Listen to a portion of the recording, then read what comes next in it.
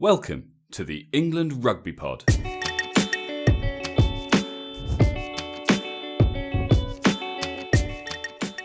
Thanks for downloading episode 32. We take a look at Eddie's options in the backs post-Lions and ask what the line would look like if we played the All Blacks tomorrow. You're listening to the England Rugby Pod, the rugby podcast that believes England will win the World Cup in 2019. Hey guys, welcome back.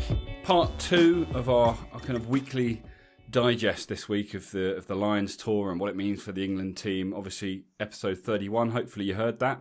We were looking at the forwards. And this week, we're focusing on the backs. I'm joined, of course, by Dan. Hello, mate. Good evening, Andrew. How are you? Yeah, I'm good. I'm looking forward to getting on with this one. I think this is probably an area we're slightly more comfortable. The forwards is probably not our forte. Slightly? No, it's not.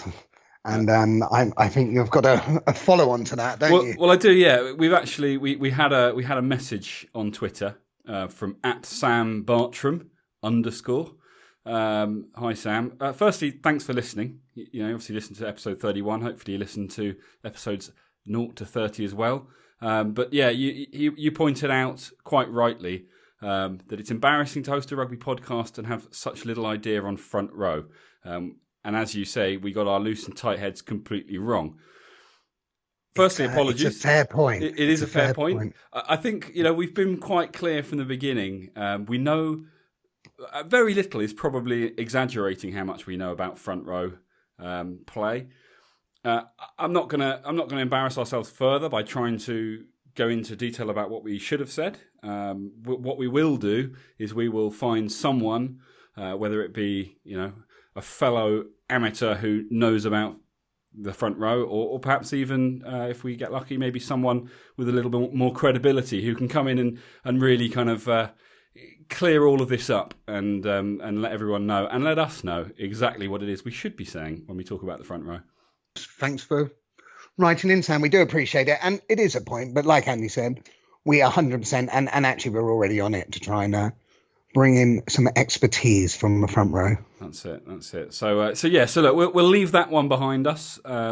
Lesson learned, note taken, and all that, and we'll focus on hopefully something we're a little more comfortable with, and hopefully something that no one's going to come forward and tell us we got completely wrong on this one, because that really would be embarrassing. So swiftly moving on, the backs. Let's start by just kind of going through a little bit like we did earlier in the week. Let's go through the team. Let's look at the guys that were on the Lions tour, and then let's talk about, because there's definitely a few interesting changes that we may see or may not see. So I guess get 9 out the way, because neither of them were out there. Obviously, Ben Youngs sadly wasn't able to go. Clearly, he would have been, you know, the better option in terms of his ability over Greg Laidlaw, but hard to say, you know, how he would have slotted in, whether he would have put pressure on that test side. I thought the two that did the job did pretty well. I think Conor Murray was the right choice. And even if Ben Youngs had been there, I suspect Conor Murray was favourite for that shirt anyway. And actually, he played well in it. He did deserve it. Oh, 100%. I guess it's just a question of whether Ben Youngs would have been the likely replacement. I suppose he'd have been given his shot. You know, perhaps where Greg Laidlaw was probably never really in contention to be in the 23. I suspect Ben Youngs would have been, and it would have been a shootout between him and, of course, Rhys Webb for that sort of that bench spot. Are we angry that Danny Care wasn't called up when Ben Youngs didn't make it? I think he was my next choice. I don't know if you can say angry, because obviously all this happened before the tour went. So I think we both probably disagreed with the choice of Greg Laidlaw over Danny Care, but it wasn't like the Geography 6 situation where it had any other reason for going. It was simply that Warren Gatland's game plan, preference, whatever you want to call it, was for Greg Laidlaw. I think it's a shame, but, you know, from an England point of view, it was great to have Danny Care down in Argentina. He did a great job down there, you know, helping to marshal the side, and it's tough for him. We've talked about it before, isn't it? It's tough for any player that potentially deserves their place on form and doesn't get to kind of fulfil perhaps that dream of being a Lion. And, Danny Care's not one of the youngest guys out on the field. So will he get another shot? Maybe.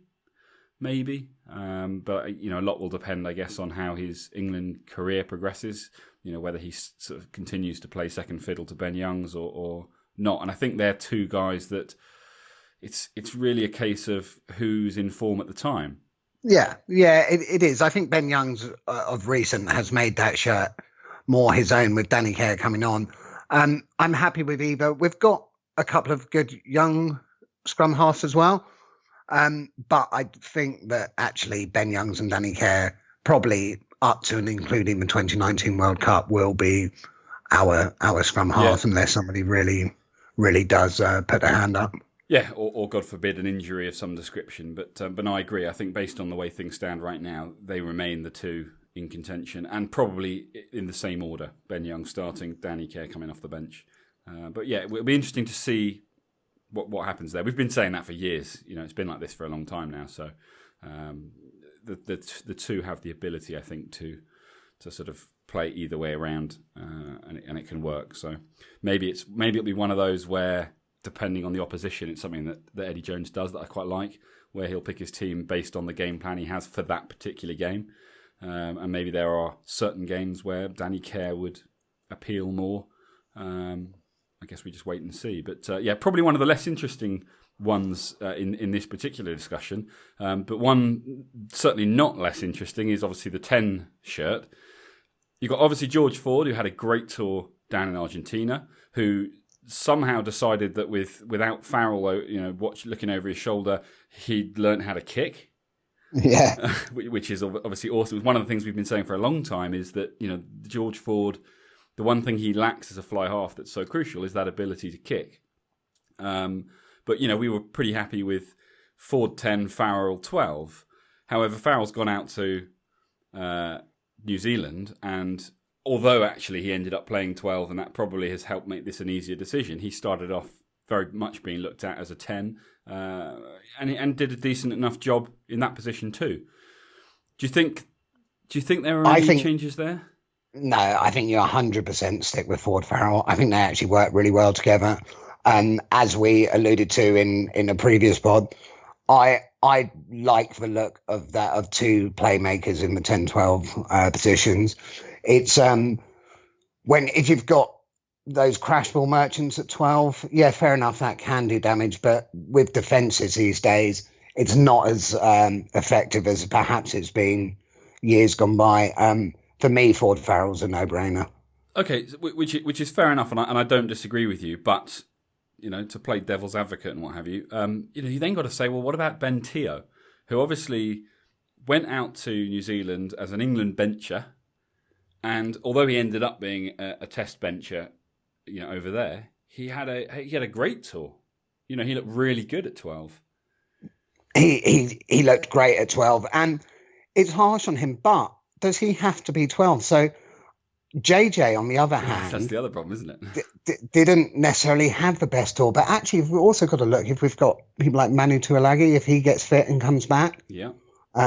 Could he be a potential 13? So I think Ford Farrell you stick with, and then the rest fight it out for that 13 top with the impact player. So Teo, unfortunately, I think is going to be seen as that ever impact player, which he does a brilliant job of. Yeah. He really does. But he could potentially fight out that 13 top, because like you say, on the Lions tour, he did really, really well. For me, he outplayed JJ. JJ still has those dancing feet, which are, sometimes just magic, which perhaps no one else has. True, and also if you look at the Lions as a sort of as an example, and you say that when things went right for them, they were playing the two playmakers at 10-12 in Sexton and Farrell. They then had Jonathan Davies at 13, who you wouldn't call a crash ball merchant. No, he was quality. So yeah, and obviously the player of the tour. So do you want to then put a crash ball guy out at 13? Or actually is a JJ on form the better option, and you just have a back line that's much more about making space, creating opportunities, being those playmakers, and have it kind of across the park? So I think it gives us real options, because I actually think we're doing a sort of injustice to Tio for calling him a crash ball merchant, because he picks some great lines and he makes true, honest breaks without just smashing through. So I think Tio could be considered. Yes, he has got that crash ball side, but he's also got that that sort of rugby brain side as such. And then perhaps if you look at a Manu Tuilagi and say he probably is more of a crash ball person, but he's such an effective crash ball person that actually it doesn't really matter that he's more a crash ball person. And again, it's not really, doing him full justice, but defences will be struggling if you've got Manu out there, because you've got Ford Farrell, who can both make breaks themselves. So they've got to hold true for them. But then you're thinking, bloody hell, we've got this guy coming full steam ahead and we need two on him. Yeah, well, that's it. Historically, he has wrapped up at least two players every time he makes a break. So I think Manu's biggest problem always seemed to be the ability to release the ball. He didn't have that offload that we see from so many of these big, strong guys down in New Zealand, for example. And it's the one thing that slows things down. So I guess in that respect, and we're making big assumptions saying that Manu's coming back, because of course we've been saying that for years as well, and it seems that every time he gets fit, he just gets injured again. But touch wood, that changes this year. I don't know when exactly it is that he's due back, but hopefully we will see him again, and I'm sure if we do, we'll see him again in the white shirt, and with any luck, it just gives Eddie more options. I think, like you say, it will definitely play into that sort of Eddie Jones mentality of, I'm picking my team based on the game plan that we have developed for the game in hand. Depending on who we're playing, we're gonna select a particular type of game plan, and then we're going to select our team based on that, rather than saying, here's our 15, here's our 23 even. Now we need to make sure that the game works for us, and if it doesn't, then we'll have a go at something else, which is perhaps the way that England have played in the past. I think Eddie Jones, I think this is where he'll probably make far more use of that kind of, whatever, 34, 35-man squad that he'll have to whittle it down to for the World Cup. That's where your TOs, your JJs, your Manus if he's fit, and potentially others, because there are other names that we've not brought up, some of the young guys who didn't necessarily feature down in Argentina. I don't think the centres down there really did very much, but there were injuries in Harry Mallender. Harry Mallender, yeah, exactly. Who looks like he's going to be a phenomenal player. Now he's I'd say he's 10, 12 almost there already. But if you don't want to find a space for him at 10 or 12, then do you put him in the mix for competing for that 13 shirt? Maybe he's a bit of a Will Greenwood. So it's going to be an interest. The 13 shirt is the interesting one, isn't it? It's definitely going to be unlucky for some. Yeah, there's some good centres. I mean, you've got Henry Slade. I mean, didn't always have the best game, but he did show moments of genius. And the way Exeter are going at the moment, if he starts putting some performances together, he's got to be considered as well for that. Okay, so centre's an interesting one, or at least outside centre is. The wings. We've got Noel, Daly, Watson as our kind of three main guys to pick from, who I actually think are I think they're the back three. Yeah, I agree. I think Watson at the back with Noel and Daly on the outsides. But I think Brown was another one who had a great tour down in Argentina.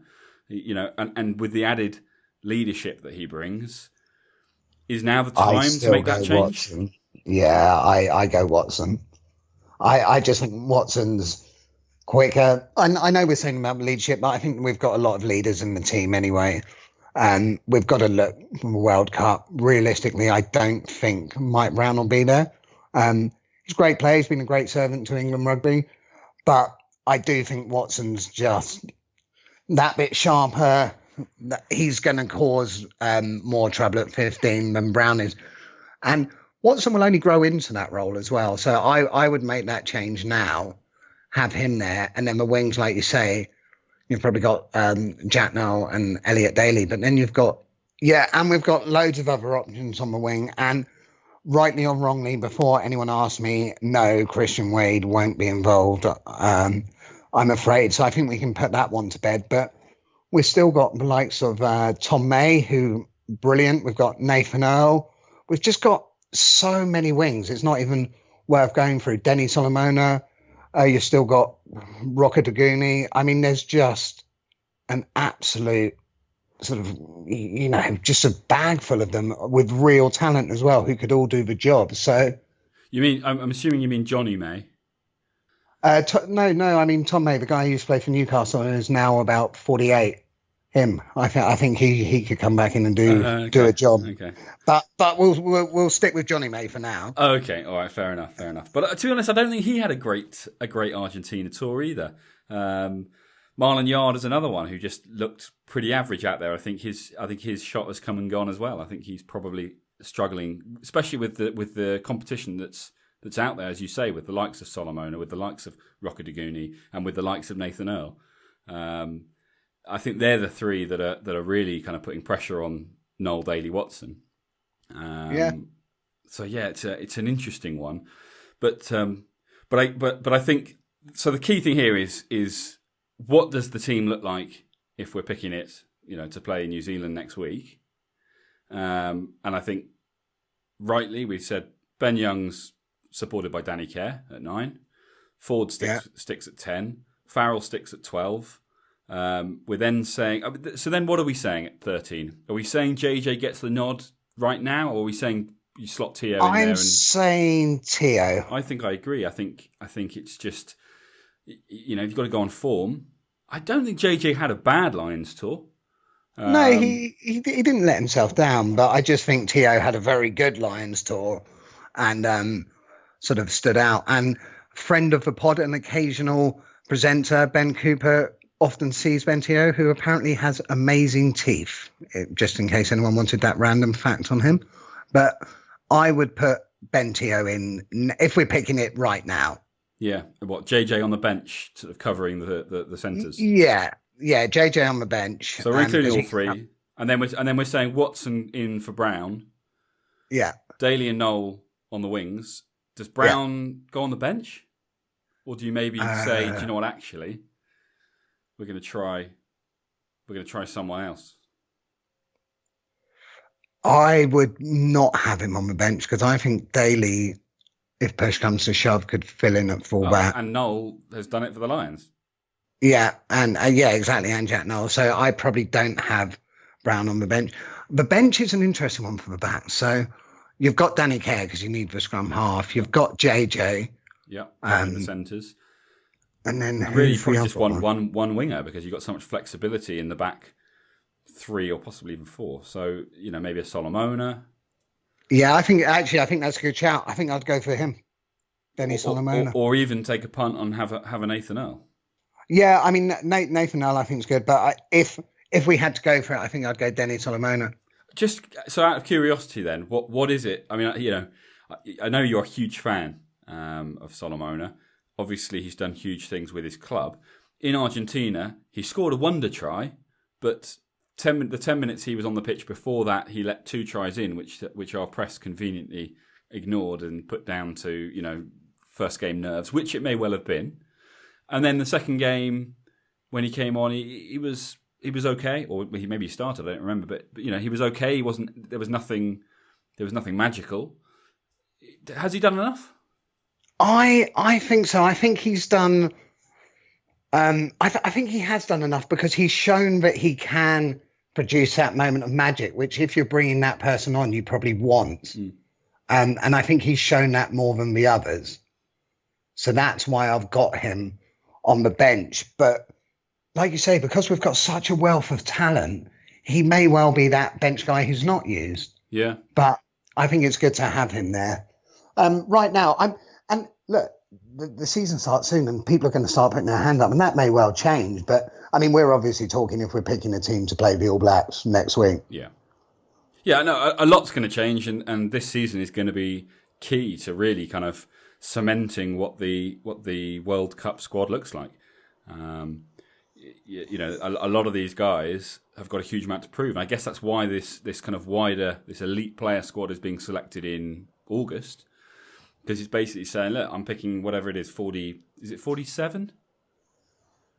What? I thought it was 45. Maybe it's 45. We'll say 45. It doesn't matter too much. But the point is, he's kind of saying, I'm picking 45 of you now, but only 33 or 34 or 37 or whatever it is are gonna remain. So a good chunk of you are going.